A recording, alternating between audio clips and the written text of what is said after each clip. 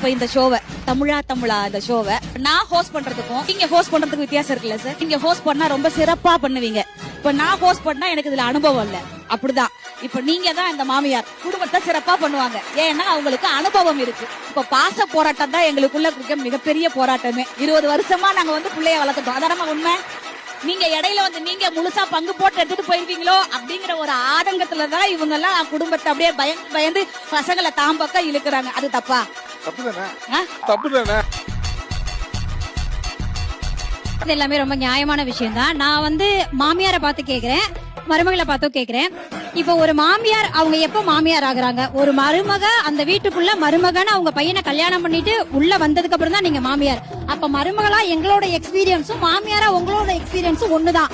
So experience வச்சு பார்த்தோம்னா உங்களுக்கு ஒரு நாள் தான் மாமியாரா அனுபவம்னா எங்களுக்கு ஒரு நாள் தான் மருமகளா அனுபவம். அந்த ஒரு நாள்ல நீங்க என்ன அவ்வளவு பெரிய அனுபவத்தை சாதிச்சிட்டீங்க?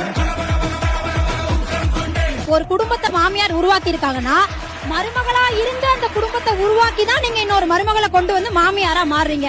நான் ஒரே நாள்ல மாமியார் ஆயிட்டு எல்லாத்தையும் நான் பண்ணிருவேனா? இன்னொரு விஷயம் என்ன தெரியுமா?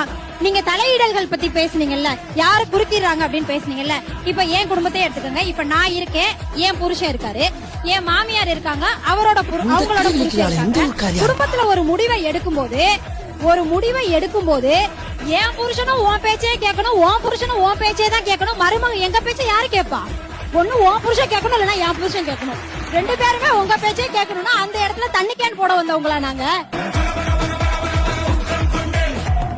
சார் நாங்க குடும்பம் நடத்த வந்திருக்கோம் சார்.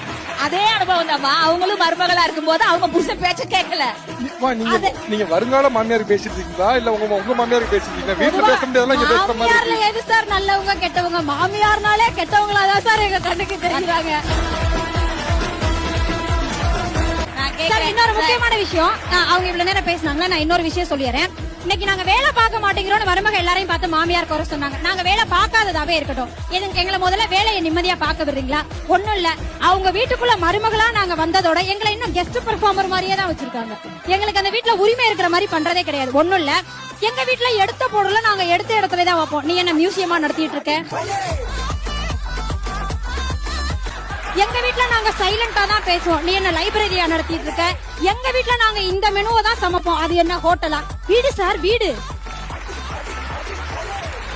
அவனை செப்தங்கடா, அவன் உங்ககிட்ட மாட்டலடா, நீங்க தாண்டா அவங்க கிட்ட மாட்டிருக்கீங்க.